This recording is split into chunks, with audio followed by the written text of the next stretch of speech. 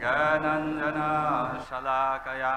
चक्षुरुन्मिलितं येन तस्मै श्रीगुरुवे नमः। श्रीचैतन्यमनोभीष्टं स्थापितं येन भूतले स्वयं रूप कदा मह्यं ददाति सापदान्तिकं।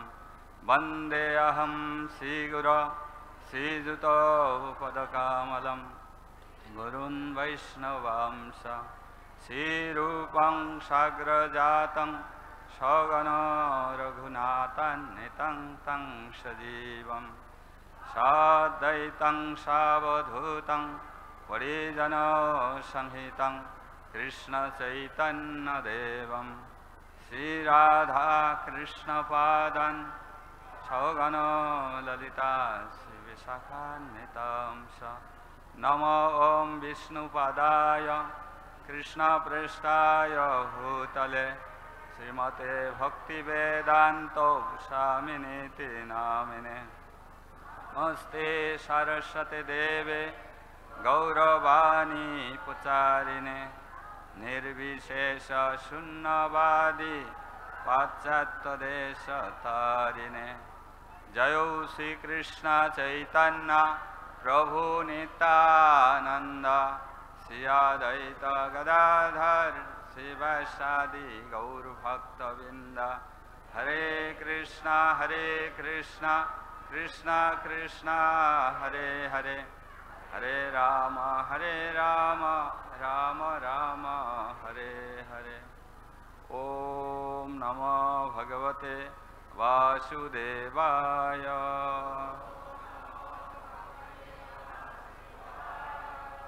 ओम नमो भगवते वासुदेवाय।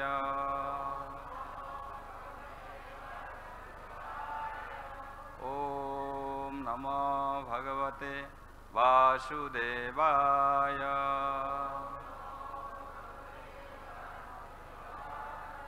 नष्टप्रायेषु भद्रेषु नित्यं भागवत सेवया भागवते उत्तम श्लोके भक्तिर्भवति नैष्ठकी। मुखं करोति वाचालं पङ्गुलं लङ्घयते गिरिं यत्कृपातमहं वन्दे परमानन्दमाधवं श्रीचैतन्यईश्वरम्। नमो ॐ विष्णुपादाय कृष्णपृष्ठाय भूतले श्रीमते जयपताका स्वामिनीति नामिने। नमो आचार्यपादाय निताय कृपापदायिने गौरकथाधामदाय नगरग्रामतारिणे।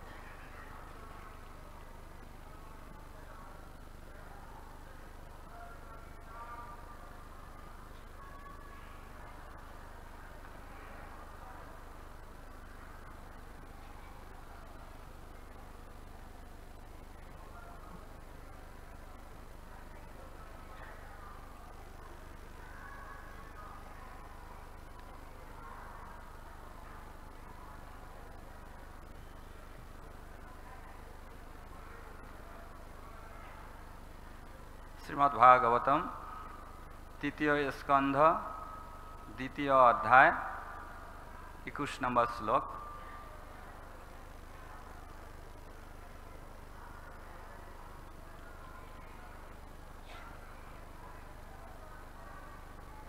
स्वयं तु असम्म अतिशय त्रियधीशा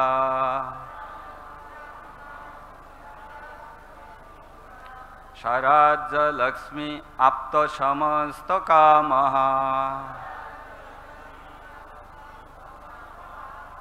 बलिं हरिद्भिः चिरलोकपालये किरीटकट्टरितपादपीठ स्वयं तु असम्मातिशय त्रिअधीशः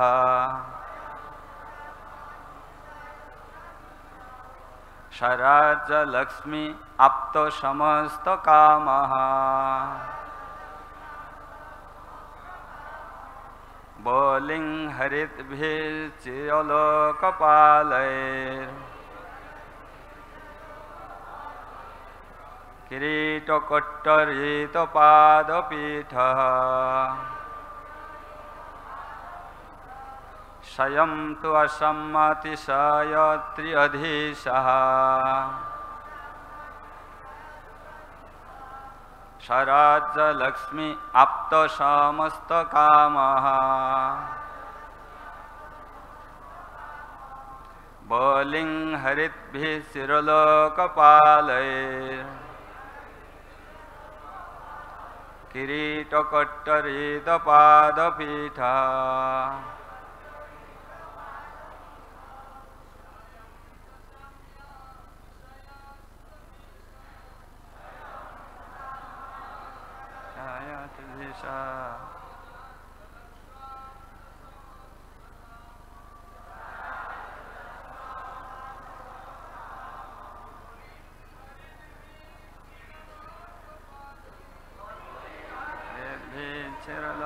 चिरलोकपालैः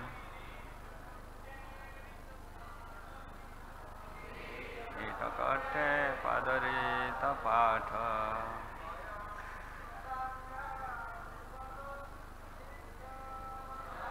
नमत सम्मातिशायस्त्रधीश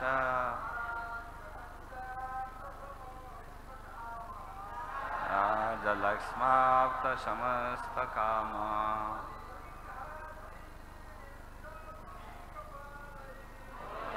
हरादेवी चिरलोकपालैः किरीटकोट्टरीतपादपीठः। माताजी यं तु असम्मतिशयस्त्रधीश राजलक्ष्माप्त समस्त काम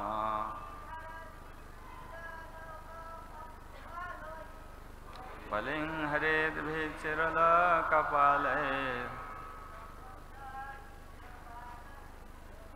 किरीटकोट्टरीतपादपीठः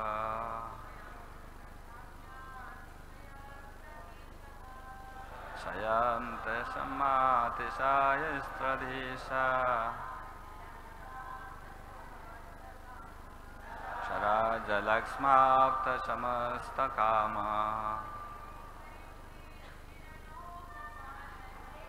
लिंग हरिद्भिः चिरलोकपालैः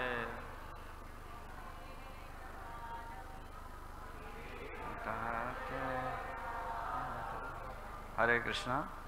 स्वयं तिनी स्वयं तु किंतु असाम्य अनुपम अतिशय महत्तर त्रिअधीश तीनेर प्रभु स्वराज्य स्वतंत्र श्रेष्ठत्व लक्ष्मी सौभाग्य आप्त प्राप्त हयेছিলেন समस्त काम समस्त वासना बलिम पूजार सामग्री हरद्भि निवेदित चिरलोकपालैः सृष्टि नियंत्रणकारी शाश्वत लोकपालदेर द्वारा किरीट कोटि कोटि कोटि मुकुट एरित पाद पीठ जार पादपद्म स्तवेर द्वारा बंदित है। अनुवाद भगवान श्रीकृष्ण तीनेर अधीश्वर एवं समस्त ऐश्वर्येर अधिकारी स्वतंत्र परम पुरुष असंख्य लोकपालेरा तादेर मुकुट तार श्री पादपद्मे स्पर्श करे विविध सामग्रीर द्वारा तार पूजा करें। सकले बोलबेन भगवान श्रीकृष्ण तीनेर अधीश्वर एवं समस्त ऐश्वर्येर अधिकारी স্বতন্ত্র পরম পুরুষ। অসংখ্য লোকপালেরা তাদের মুকুট তার শ্রী পাদপদ্ম স্পর্শ করে বিবিধ সামগ্রীর দ্বারা তার পূজা করেন। ছিল প্রভুপাদকৃত তাৎপর্য। উপরোক্ত শ্লোকের বর্ণনা থেকে জানা যায় যে শ্রীকৃষ্ণ যদিও অত্যন্ত কোমল এবং কৃপালু, তবুও তিনি তিনের অধীশ্বর। তিনি ত্রিলোকের প্রকৃতির তিন গুণের, তিন পুরুষ অবতারের কারণোদকশায়ী বিষ্ণু, গর্ভোদকশায়ী বিষ্ণু ও ক্ষীরোদকশায়ী বিষ্ণু। এই তিন পুরুষের পরম অধীশ্বর। অসংখ্য ব্রহ্মাণ্ড রয়েছে এবং প্রতিটি ব্রহ্মাণ্ডে বিভিন্ন ব্রহ্মা, বিষ্ণু ও রুদ্রও রয়েছেন। আর তাছাড়া শেষ মূর্তি রয়েছেন, যিনি সমস্ত ব্রহ্মাণ্ড সমূহকে তার ফণার উপর ধারণ করেন। আর শ্রীকৃষ্ণ এদের সকলের প্রভু। মনু অবতার রূপে তিনি অসংখ্য ব্রহ্মাণ্ডের সমস্ত মনুদের আদি উৎস। প্রত্যেক ব্রহ্মাণ্ডে 5,04,000 মনু রয়েছেন। ভগবান চিৎ শক্তি, মায়া শক্তি ও তটস্থা শক্তি, এই তিনটি প্রধান শক্তির অধীশ্বর। এবং তিনি ঐশ্বর্য, বীর্য, যশ, শ্রী, জ্ঞান ও বৈরাগ্য, এই 6 প্রকার সৌভাগ্যের পরিপূর্ণ প্রভু। আনন্দ আস্বাদনের বিষয়ে তার থেকে শ্রেষ্ঠ আর কেউ নেই, এবং অবশ্যই তার থেকে মহানও কেউ নেই। কেউ তার সমকক্ষ নন অথবা তার থেকে শ্রেষ্ঠ নন। প্রত্যেক ব্যক্তিরই তা তিনি যেই হন না কেন অথবা যেখানেই হন না কেন, সকলেরই কর্তব্য হচ্ছে সম্পূর্ণরূপে তার শরণাগত হওয়া। সমস্ত দিব্য লোকপালেরা যে তার শরণাগত হয়ে বিভিন্ন প্রকার উপাচার নিবেদন করার মাধ্যমে তার পূজা করেন, তাতে আশ্চর্য হওয়ার কিছু নেই।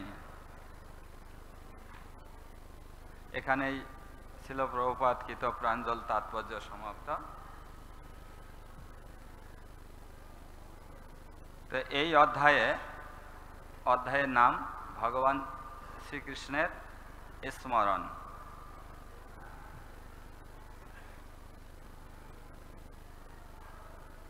তো এই অধ্যায়ে বিশেষ করে বিদুর উদ্ধবের কাছে শ্রীকৃষ্ণের বিষয়ে জানতে চেয়েছেন, আর উদ্ধব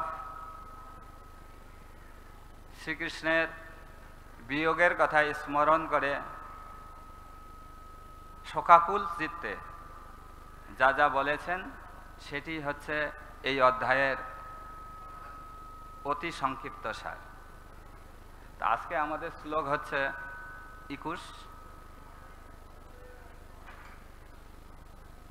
তো আমরা পূর্ববর্তী শ্লোকগুলির সঙ্গে প্রথমে সংযোগ সাধন করব।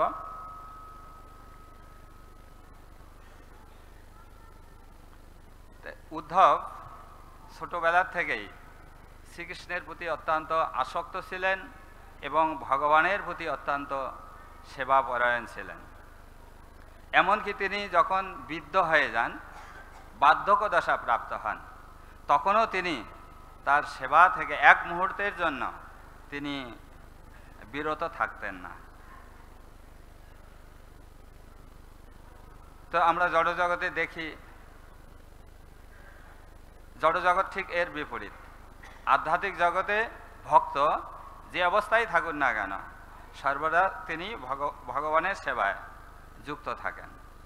কিন্তু জড়জগতে কি হয়, সেবা থেকে কি করে আমি দূরে থাকব, সেই জন্য আমাদের অনেকটাই সংগ্রাম আমরা করি।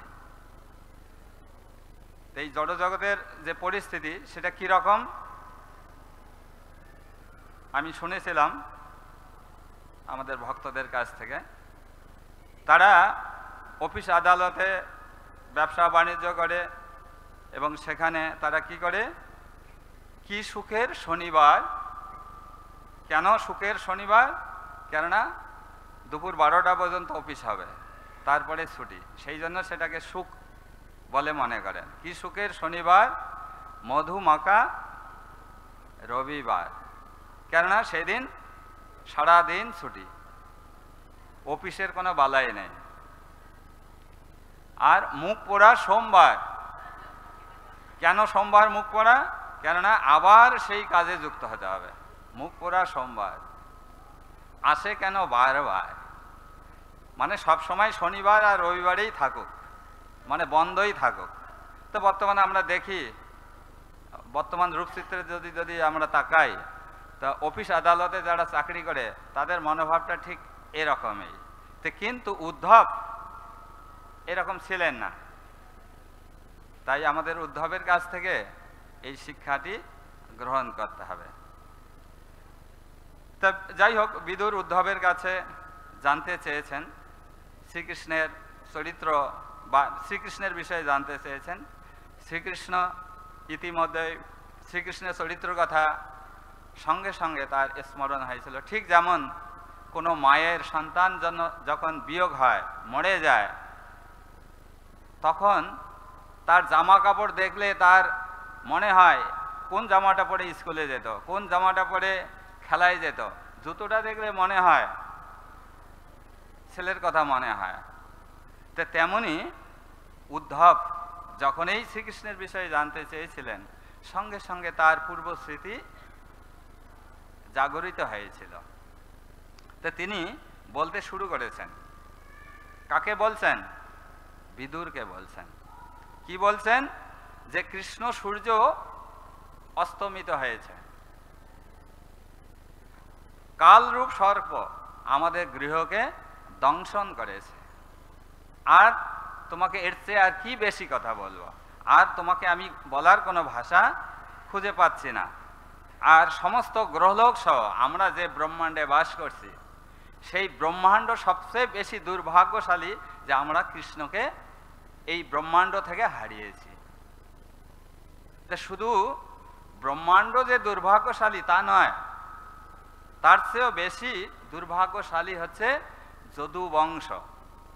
কেননা ভগবান শ্রীকৃষ্ণ এই যদু বংশে আবির্ভূত হয়েছিলেন। তাই এই যদু বংশবাসীগণ সবচেয়ে বেশি দুর্ভাগ্যশালী।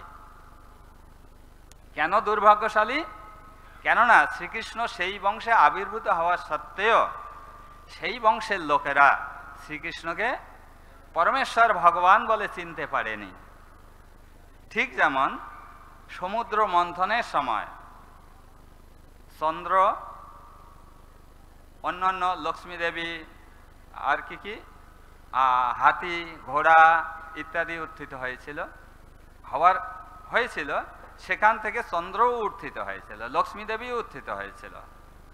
কিন্তু সমুদ্রে বসবাসকারী মাছেরা চন্দ্রকে বুঝতে পারেনি, জানতে পারেনি। অনুরূপভাবে আমরা বলতে পারি এই নবদ্বীপবাসী, বিশেষ করে স্মার্ত ব্রাহ্মণগণ, চৈতন্য মহাপ্রভু স্বয়ং ভগবান, তিনি এই নবদ্বীপ ধামে আবির্ভূত হওয়ার পরেও তারা তাকে চিনতে পারেননি। আমি সম্ভবত 2001 সালে আমাদের কাছেই পার্শ্ববর্তী করিমপুরে প্রচারে গিয়েছিলাম। তো সেখানে গিয়েছি, আমি প্রথম বলেছি যে আমি মায়াপুর থেকে এসেছি, কিছু গ্রন্থ রয়েছে। ও ইস্কন থেকে? হ্যাঁ হ্যাঁ, ইস্কন থেকে। বলছে কি আছে? বই আছে, মহাপ্রভুর বই আছে। ও মহাপ্রভু নিমাইয়ের বই? সে তো আমাদের মাসির ছেলে, সে তো আমাদের পিসির ছেলে। মায়ের কাছে এসে মাসির গল্প? আপনারা অন্য জায়গায় গিয়ে প্রচার করুন, আমাদেরকে এখানে প্রচার করতে হবে না। তা আমাদের ভক্তরা গীতা মেলায় বুক ডিস্ট্রিবিউশন করলেন। তা ওরা কালকে না পরশুদিন আমাকে বলছিলেন যে প্রভু এইরকম বলে। তো তবে এটা নতুন কোনো কথা নয়, এটা আদিকাল থেকেই এভাবে চলে আসছে। আমরা দেখলাম সমুদ্র মন্থনের সময় যদুকুল তারা চিনতে পারেনি, তো এইভাবে যদুগণ দুর্ভাগ্যশালী, ভগবান শ্রীকৃষ্ণ সেই বংশে আবির্ভূত হওয়া সত্ত্বেও তারা তাকে চিনতে পারেননি। আর ভগবান যখন অধর্মের প্রভাব বেড়ে যায় তখন ভগবান যুগে যুগে এই জগতে আবির্ভূত হন যোগমায়ার প্রভাবে। ভগবান যখন এই জগতে আবির্ভূত হয়ে লীলাবিলাস করেন, সেই সমস্ত লীলাবিলাস এমনকি বৈকুণ্ঠাধিপতি বিষ্ণুগণেরও বিস্ময় উৎপাদন করে। তার ঐশ্বর্য, তার মাধুর্য তাদের চিত্তকে আকর্ষণ করে। আর যারা বৃন্দাবন ধামে অবস্থানকারী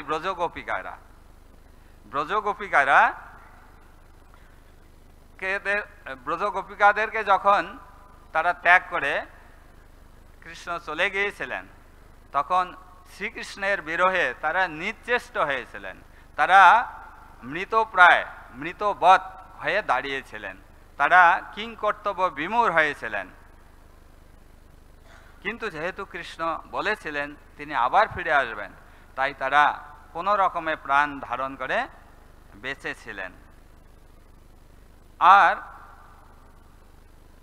উদ্ধবকে আরও বেশি বিস্ময় উৎপাদন করেছিলেন যে শ্রীকৃষ্ণ অজ, অর্থাৎ যার কখনো জন্ম হয় না, তারপরেও তিনি কংসের কারাগারে জন্মগ্রহণ করেছিলেন এবং কংসের ভয়ে ভীত হয়ে তিনি পালিয়ে গিয়েছিলেন নন্দালয়ে।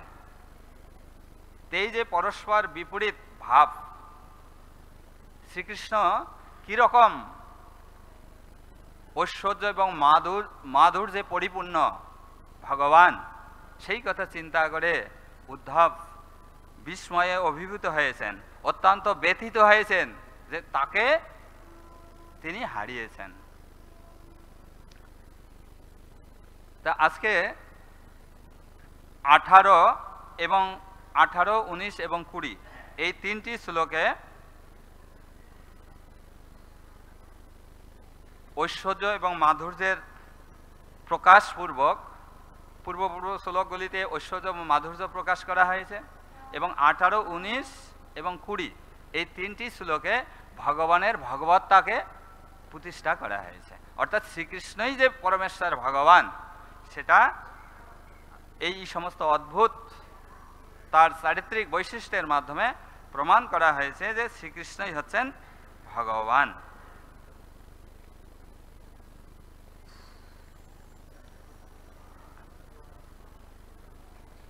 এবং সেই সঙ্গে জয় শ্রী শ্রী রাধা মাধব কি, জয় পঞ্চতত্ত্ব ভগবান কি, নরসিংহদেব ভগবান কি।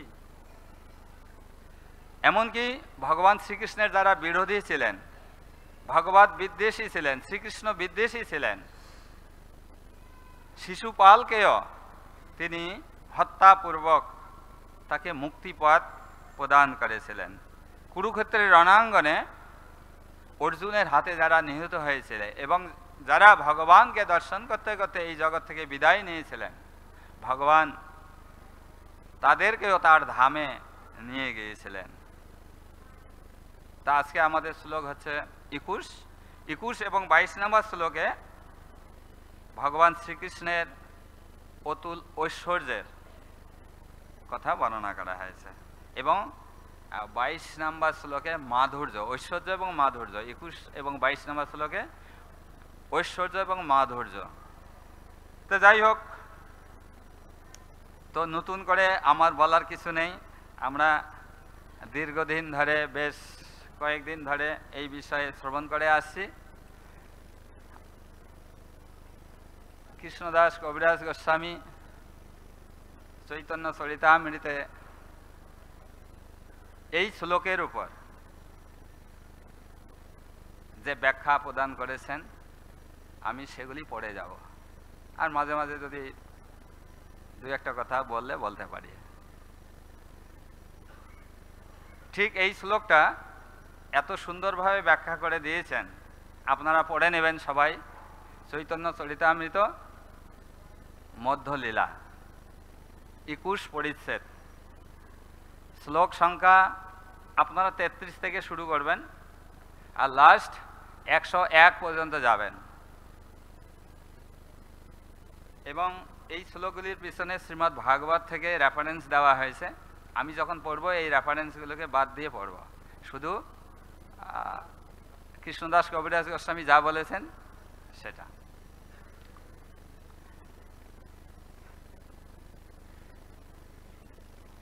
তো এখানে বলা হচ্ছে স্বয়ং তু। স্বয়ং তু মানে পরমেশ্বর ভগবান শ্রীকৃষ্ণ স্বয়ং। অসাম্মাতিশয় মানে যার সমান কেউ নেই আর যার থেকে বড় কেউ নেই। ত্রিঅধীশ, ত্রিঅধীশ কথাটি ছিল প্রভুপাদ তাৎপর্যে অনেকগুলো ব্যাখ্যা দিয়েছেন। কৃষ্ণদাস কবিরাজ গোস্বামীও অনেকগুলো ত্রিঅধীশ মানে কি, এক নাম্বার তিনি বলেছেন ত্রিঅধীশ মানে গোলক, বৈকুণ্ঠ এবং দেবীধাম। দেবীধাম মানে এই জড়জগৎ। দ্বিতীয়ত বলেছেন গোকুল, মথুরা, দ্বারকা ধাম, এই ত্রিধাম। তৃতীয়ত বলেছেন কারণোদকশায়ী বিষ্ণু, গর্ভোদকশায়ী বিষ্ণু এবং ক্ষীরোদকশায়ী বিষ্ণু। চতুর্থত বলেছেন ব্রহ্মা, বিষ্ণু, মহেশ্বর। পঞ্চমত বলেছেন স্বর্গ, মর্ত, পাতাল। এভাবে ত্রিঅধীশ শব্দটি প্রভুপাদও সেই কথাগুলি বলেছেন তাৎপর্যে। আর স্বরাজ্য লক্ষ্মী তার পরম চিদানন্দময় শক্তির দ্বারা প্রাপ্ত হয়েছিলেন। তো এখন আমরা 34 নম্বর শ্লোক থেকে শুরু করব। অসাম্মাতিশয়, এই শ্লোকটি কৃষ্ণদাস কবিরাজ গোস্বামী ব্যাখ্যা করেছেন। পরম ঈশ্বর কৃষ্ণ স্বয়ং ভগবান, তাতে বড় তার সম কেহ নাই আন। তার চেয়ে সমান কেউ নাই আর তার চেয়ে বড় কেউ নেই। ঈশ্বর পরম কৃষ্ণ সচ্চিদানন্দ বিগ্রহ, অনাদিরাদি গোবিন্দ সর্বকারণ কারণম। তিনি হচ্ছেন সর্বকারণের পরম কারণ। এবারে কৃষ্ণদাস কবিরাজ গোস্বামী ত্রিঅধীশ শব্দটি বলছেন। তা প্রথমে তিনি সৃষ্টির সাধারণ কারণ ব্যাখ্যা করেছেন। সাধারণ কারণ ব্রহ্মা বিষ্ণু হর, এই সৃষ্টাদি ঈশ্বর, তিনি আজ্ঞাকারী কৃষ্ণের কৃষ্ণয়োধীশ্বর। ব্রহ্মা বিষ্ণু মহেশ্বর হচ্ছেন ভগবানের সেবক, আজ্ঞা পালনকারী। আর শ্রীকৃষ্ণ হচ্ছেন স্বয়ং ভগবান ঈশ্বর প্রভু। এবারে তিনি সৃষ্টির নিমিত্ত কারণ সম্পর্কে ব্যাখ্যা করছেন। এ সামান্য ত্রিঅধীশ্বরের শুনো অর্থসার, জগত কারণ তিন পুরুষাবতার। মহাবিষ্ণু, গর্ভনাভ, পদ্মনাভ, ক্ষীরোদক স্বামী, এই তিন স্থূল সূক্ষ্ম সর্বয়ন্তর্যামী। তো এখানে গর্ভোদকশায়ী বিষ্ণুকে হিরণ্যগর্ভ বলা হয়। তিনি প্রতিটি ব্রহ্মাণ্ডের পরমাত্মা রূপে অবস্থান করেন। ভগবান থেকে এই অনন্ত ব্রহ্মাণ্ডের সৃষ্টি হয়। যার থেকে সৃষ্টি হয় তিনি হচ্ছেন কারণোদকশায়ী বিষ্ণু।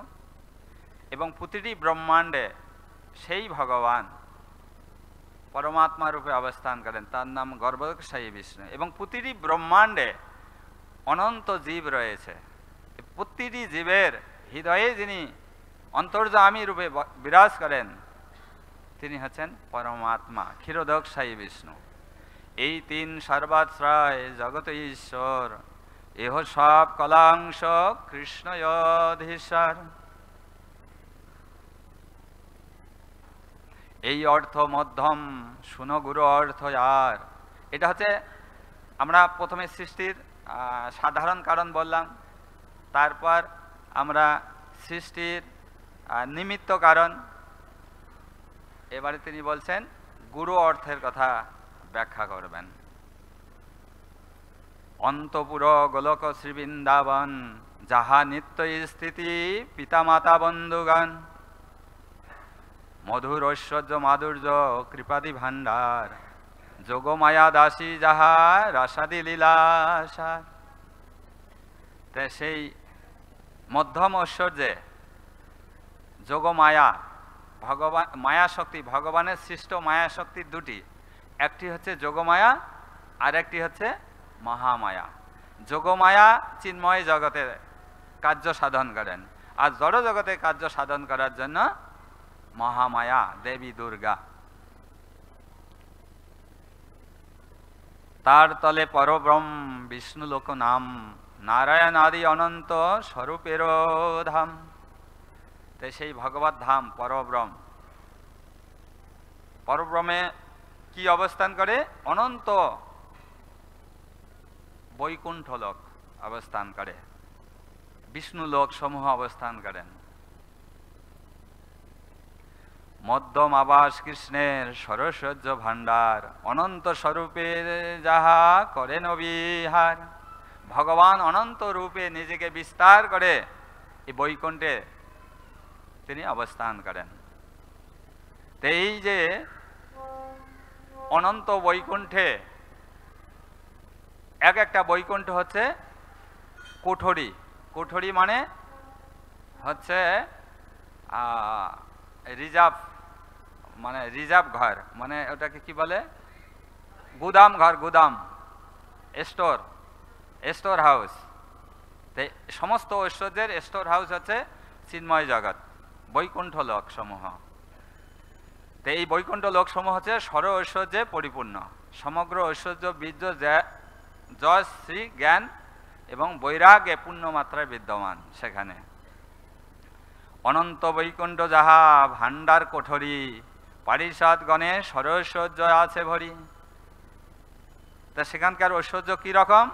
ব্রহ্মা ব্রহ্ম সংহিতায় বলছেন, গোলক নামনি নিজ ধামনি তলে চতস্য, দেবী মহেশ হরিধামে সুতে সুতেষু, তে তে প্রভাব নিশ্চয়া বিহিতস্য যেন, গোবিন্দমাদি পুরুষম তমহং ভজামি।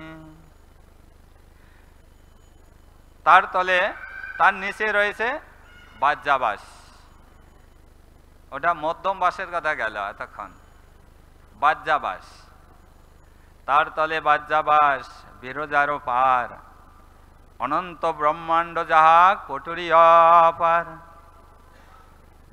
তার নিচে, এই পরব্রহ্মের নিচে রয়েছে বিরজা, বিরজা আর বিরজা নদী। আর বিরজার নিচে রয়েছে দেবীধাম। দেবীধাম মানে এই বহির্জগৎ, জড় জগৎ। আর সেখানে এই জড় জগতে কারা বাস করে? এই দুর্ভাগ্যশালী বদ্ধ জীবেরা এই জড় জগতে বাস করে। আর তাদেরকে নিয়ন্ত্রণ করেন কে? দেবী দুর্গা। আর এই দেবী দুর্গা হচ্ছেন লক্ষ্মী দেবীর দাসী। তিনি হচ্ছেন লক্ষ্মী দেবীর দাসী। জগৎ লক্ষ্মীর দাসী মায়াই অধিষ্ঠাত্রী, মানে দেবী দুর্গা এই জড় জগতের অধিষ্ঠাত্রী। এই তিন ধামের হয় কৃষ্ণ অধীশ্বর, গোলক পরব্রহ্ম প্রকৃতির পর। এই তিন ধাম বলতে দেবী ধাম জড় জগৎ, মহেশ ধাম, তারপর উপরে রয়েছে হরিধাম। এবারে কৃষ্ণদাস কবিরাজ গোস্বামী চিরলোকপালই, সমস্ত লোকপালেরা ভগবান শ্রীকৃষ্ণের কিভাবে বন্দনা করেন তার কথা ব্যাখ্যা করছেন। অনন্ত ব্রহ্মাণ্ডের যত ব্রহ্মা রুদ্রগণ, চিরলোকপাল শব্দে তাহার গণন। চিরলোকপাল, চিরলোকপাল শব্দের অর্থ মানে যেখানকার লোকপালেরা সৃষ্টি থেকে শুরু করে শেষ পর্যন্ত তারা যারা অবস্থান করেন, তাদেরকে বলা হয় চিরলোকপাল। তো এই যে 8 জন দিকপাল রয়েছেন, চিরলোকপাল 8 জন রয়েছেন। তারা কারা কারা? ইন্দ্র, অগ্নি, যম, বরুণ, নৈঋতি, বায়ু, কুবের এবং শিব। এরা হচ্ছে অষ্টদিকপাল বা লোকপাল। একদিন দ্বারকা দে কৃষ্ণ দেখিবারে, ব্রহ্মা আইলা দ্বারপাল, জানাইল কৃষ্ণের। তো এখন দ্বারকার ঐশ্বর্য বর্ণনা করা হবে। চিরলোকপাল, এই লোকপালেরা কিরকম ঐশ্বর্যশালী, কিরকম ঐশ্বর্যশালী। আর 3টা ধাম, দ্বারকা, মথুরা, বৃন্দাবন আগে বলা হয়েছে। তো এই দ্বারকা ধাম কিরকম ঐশ্বর্যশালী, এগুলি কে মানে স্মরণ করছেন? উদ্ধব স্মরণ করছেন। উদ্ধবের এই স্মরণগুলি হচ্ছে, সেগুলি কৃষ্ণদাস কবিরাজ গোস্বামী ব্যাখ্যা করেছেন। তা একদিন ভগবান শ্রীকৃষ্ণের সঙ্গে সাক্ষাৎ করার জন্য ব্রহ্মা দ্বারকাতে গিয়েছেন, আর ঢুকতে যাচ্ছেন, আর দ্বারপাল আটকিয়ে দিয়েছেন। দাঁড়ান দাঁড়ান, আমাদের যেমন সিকিউরিটিরা আটকিয়ে দেয়, কোথায় যাচ্ছেন, এই দিকে যান, মোড়টা ঘুরিয়ে দেয়। তেমনি ব্রহ্মাকে আটকিয়ে দিয়েছেন। সৃষ্টিকর্তা, যিনি এই ব্রহ্মাণ্ডের স্রষ্টা, তাকে আটকিয়ে দিয়েছেন। তার কিরকম প্যাস্টিস লাগবে, কিরকম লাগবে? সে তো খুব গরম হয়ে গেছে। তখন বলছে, দাঁড়ান, আমি প্রভুকে জিজ্ঞাসা করে আসি। তখন প্রভুকে গিয়ে বলছেন, তখন প্রভু বলছেন যে কোন ব্রহ্মা, কি তার নাম, জেনে আসো। তখন প্রহরী আবার ব্রহ্মার কাছে এসেছেন। ব্রহ্মার কাছে এসে তাকে বলছেন যে আপনি কোন ব্রহ্মা, কোন ব্রহ্মাণ্ডের ব্রহ্মা। সেই কথা শুনে তো তার অবস্থা খারাপ, সে আরো ক্রুদ্ধ হয়েছে। বলে, আরো কোনো ব্রহ্মা আছে নাকি? আমি তো একমাত্র ব্রহ্মা। আমরাও কখনো কখনো গর্বে এতটাই মানে ফুলে যাই, মনে করি যে আমি সব কিছু। সৃষ্টিকর্তা ব্রহ্মা, তিনি যদি এরকম মনে করেন, আর আমরা তো প্রতি মুহূর্তেই করছি। যাই হোক, তখন তিনি বললেন যে ঠিক আছে, প্রভুকে গিয়ে বলো যে চতুর্ষণের পিতা ব্রহ্মা। তখন তিনি ভগবানকে গিয়ে বললেন, ভগবান বললেন ঠিক আছে, তাকে নিয়ে আসো। তখন তাকে অন্তঃপুরে সেই প্রহরী ব্রহ্মাকে সঙ্গে নিয়ে সেই দরবারে, রাজ দরবারে গিয়ে হাজির হলেন, এবং ব্রহ্মা সঙ্গে সঙ্গে দণ্ডবোধ হয়ে প্রণাম নিবেদন করলেন, এবং ভগবানও তাকে যথাবিধি সম্মান জ্ঞাপন করলেন। জ্ঞাপন করার পর বললেন, কি হেতু আগমন তোমার, এবারে তুমি তোমার আগমন বার্তা বলতে পারো। তখন তিনি বললেন যে কি আর বলবো প্রভু, দুঃখের কথা,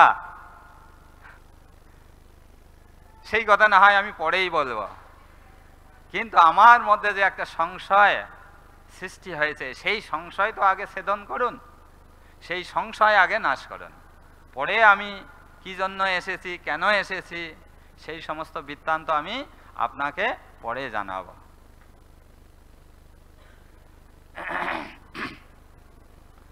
তো সেই কথা শুনে ভগবান মৃদুমন্দ হাসলেন, মুস্কি হাসলেন, হেসে হেসে বললেন, হাসলেন, আর সঙ্গে সঙ্গে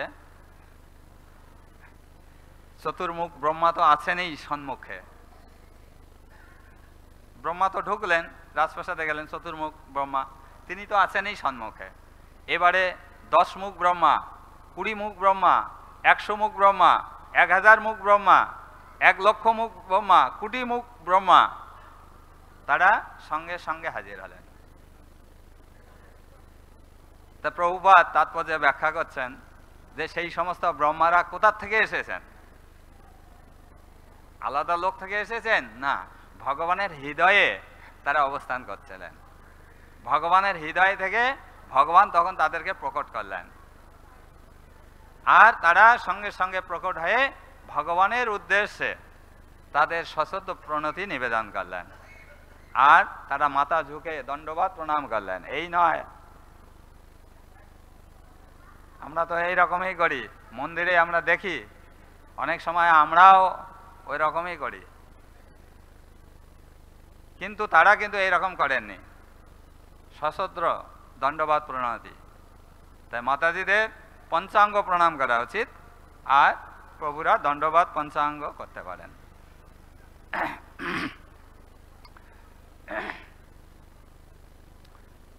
তো এইভাবে এই শুধু যে এইরূপ অনন্ত মস্তকযুক্ত ব্রহ্মা উপস্থিত হয়েছিলেন তা নয়, সেখানে পঞ্চমুখ শিব, এইরকম লক্ষ কোটি মুখ যুক্ত শিব উপস্থিত হয়েছিলেন। তারা সকলে ভগবানকে প্রণাম নিবেদন করেছিলেন। আর তাদের মস্তকে কি ছিল? কিরীট, কিরীট ও কট্টরিত, কিরীট ও কট্টরিত, পাদ ও পীঠ। তাদের কিরীট অর্থাৎ মুকুট, কিরীট শব্দের অর্থ হচ্ছে মুকুট। যখন প্রণাম নিবেদন করেছিলেন, মস্তকে স্পর্শ করেছিলেন ভগবানের পাদপদ্মে, আর সেটি করতে গিয়ে তাদের কিরীটের মধ্যে ঝনঝন ঝনঝন শব্দ হয়েছিল। পাদপীঠ মুকুটাগ্র সংঘট্ট উঠে ধ্বনি, পাদপীঠ স্তুতি করে মুকুট যেন জানি। তাই এখানে গোস্বামীপাদ ব্যাখ্যা করছেন, যখন প্রণাম করেছিলেন তাই এই ঝনঝন ঝনঝন শব্দ হয়েছিল। তাই গোস্বামীপাদ ব্যাখ্যা করেছেন যে তারা ভগবান শ্রীকৃষ্ণের গুণ মহিমা কীর্তন করছেন। এই ঝনঝন শব্দটাকে গুণ মহিমা কীর্তনের সঙ্গে তুলনা করেছেন।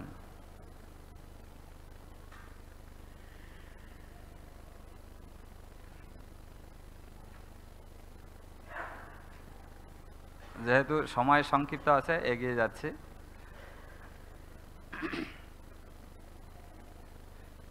এইভাবে ত্রিঅধীশ শব্দের ব্যাখ্যা করলেন। ত্রিঅধীশ্বর শব্দের অর্থ গুরু আর হয়, ত্রিশব্দে কৃষ্ণের তিন লোক কয়। এইভাবে ত্রিঅধীশ শব্দের ব্যাখ্যা করলেন। এবং এবারে তিনি গুরু অর্থ, আমরা কি কি অর্থ পেলাম? প্রথমে পেয়েছি সাধারণ অর্থ, সৃষ্টির সাধারণ অর্থ। দ্বিতীয়ত পেয়েছি আমরা মধ্যম বা নিমিত্ত কারণ, মধ্যম বা নিমিত্ত কারণ। এবারে গুরু অর্থ ব্যাখ্যা করবেন। তাই গুরু অর্থে বলা হচ্ছে ভগবানের তিনটি ধাম। ত্রিশব্দে কৃষ্ণের তিন লোক কয়, গোলকাক্ষ, গোকুল, মথুরা, দ্বারাবতী। এই তিন লোকে কৃষ্ণের সহজ নিত্য স্থিতি। এই তিন লোকে ভগবান সদা সর্বদা বিরাজ করেন। অন্তরঙ্গ পুণ্য ঐশ্বর্য পুণ্য তিন ধাম, তিনের অধীশ্বর কৃষ্ণ স্বয়ং ভগবান। এই তিন লোকের দ্বারকা, মথুরা, বৃন্দাবন ধামের অধীশ্বর হচ্ছেন ভগবান শ্রীকৃষ্ণ। পূর্বে উক্ত ব্রহ্মাণ্ডের যত দিকপাল, অনন্ত বৈকুণ্ঠাবরণ চিরলোকপাল। তা সবার মুকুট পাদপীঠ আগে, দণ্ডবাদ কালে তার মণিপীঠে লাগে। এখানে মণিপীঠে মানে আমাদের মতো পিঠ নয়, কিন্তু এই পায়ের পীঠদেশ। সেই মুকুটে যে মণি যুক্ত আছে, নূপুর বিশেষ হবে নিশ্চয়ই। ঝনঝন শব্দ হচ্ছে মানে নূপুর বিশেষ লাগানো আছে, সেগুলি শব্দ হচ্ছিল। তাই মণিপীঠে লাগে, পাদপদ্মের যে পিঠ ভগবানের, সেখানে লাগে, মণিপীঠে লাগে। মণিপীঠে ঠেকাঠেকি উঠে ঝনঝনি, পিঠের স্তুতি করে মুকুট হেন অনুমানী, সেই স্বরাজ্য লক্ষ্মী করে নিত্য পুণ্য কাম, অতএব বেদে কহে স্বয়ং ভগবান, কৃষ্ণের ঐশ্বর্য অপার অমৃতের সিন্ধু, অবগাহিতে নারী তার ছুইলু এক বিন্দু। তো এইভাবে দ্বারকা ধামের পূর্ণ ঐশ্বর্য এবং মাধুর্যের পূর্ণ বিবরণ দেওয়া হলো না। কৃষ্ণদাস কবিরাজ গোস্বামী বললেন একটা বিন্দু। ভক্তি রসামৃত সিন্ধুতে যেমন রূপ গোস্বামী বলছেন, চাকাইতে কহি তার এক বিন্দু। এই যে ভক্তি রসামৃত সিন্ধুতে যে আমরা ভগবানের সঙ্গে ভক্তের প্রেমের কথা পাই, তো সেই প্রেম কতটুকু? এক বিন্দু। তা এখানে দ্বারকার যে ঐশ্বর্যের কথা ভগবান ব্যাখ্যা করেছেন শ্রীমদ্ ভাগবতমে, কৃষ্ণদাস কবিরাজ গোস্বামী এখানে ব্যাখ্যা করলেন। তো সেটা হচ্ছে দ্বারকা ধামের ঐশ্বর্যের একটা বিন্দু। তা ভগবানের এইভাবে অনন্ত লীলা রয়েছে। তা ভগবানের যত লীলা রয়েছে তার মধ্যে কৃষ্ণ লীলা হচ্ছে সর্বোত্তম। কৃষ্ণের যতেক খেলা সর্বোত্তম নরলীলা, নরবপু তাহার স্বরূপ, গোপবেশ বেণুকর নবকিশোর নটবর, নরলীলা হয় অনুরূপ। তাই ভগবানের অনন্ত অসীম ঐশ্বর্য এবং মাধুর্যের কথা স্মরণ করে উদ্ধব শোকে অত্যন্ত বিহ্বল হয়েছিলেন। বিহ্বল হয়ে তিনি বিদুর যেহেতু জিজ্ঞাসা করেছেন শ্রীকৃষ্ণের বিষয়ে, তাই তিনি তার সেই সমস্ত ঐশ্বর্যের কথা স্মরণ করে বলতে শুরু করেছেন। আগামীকাল 22 নম্বর শ্লোকে তার মাধুর্য, তার পারিবারিক বিষয়ে কিছু বলবেন, এবং 23 নম্বর শ্লোকে ভগবান উদ্ধব এখানে ব্যাখ্যা করবেন যে তার করুণার কথা, তিনি কত করুণাময়।